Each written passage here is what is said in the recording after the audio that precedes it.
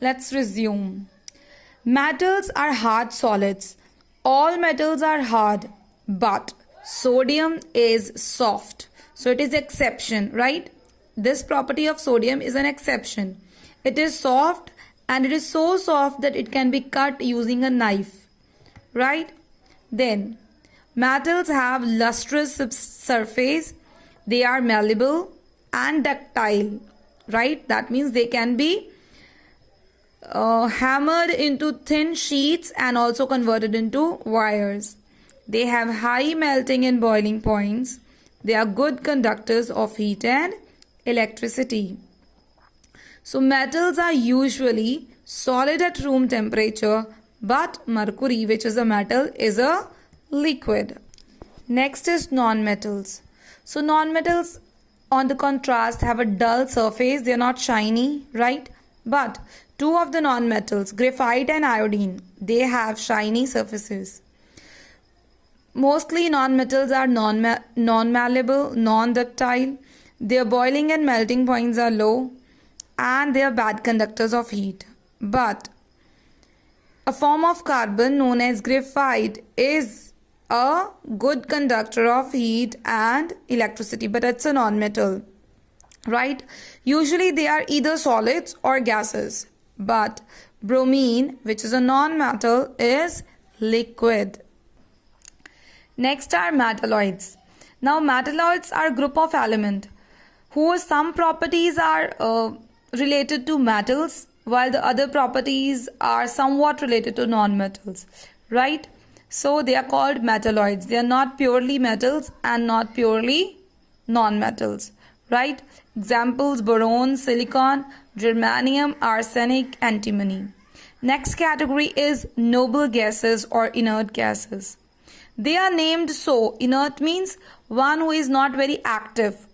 So these are those gaseous elements which do not react chemically with other elements and so they are stable. Okay, इससे react नहीं करती हैं. They don't respond to reactions, so they are stable. They don't change their form easily. As symbols of elements. In the ancient or medieval times, scientists used these kind of symbols to represent various elements and compounds.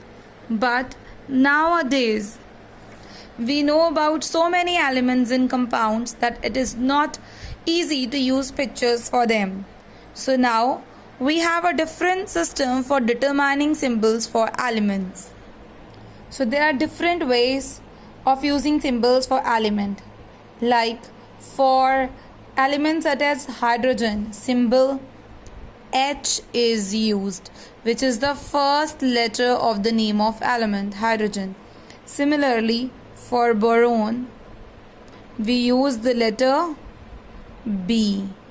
Another one, for nitrogen, we use its first letter, which is N. Okay, but there are other elements which have same starting word as these, like helium and then beryllium and neon. So here we cannot use H, B and N alone as their symbol. So we take first two letters of element's name. Like for helium we use He, for beryllium we use Be, and for neon we use Ne. Fourth way to get a symbol for an element is to you take the help of its Latin name. At times these also becomes occupied. So we have another option.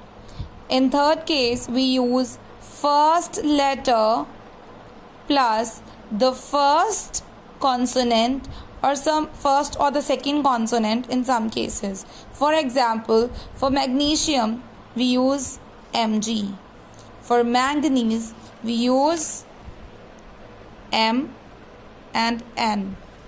And for chromium we use Cr.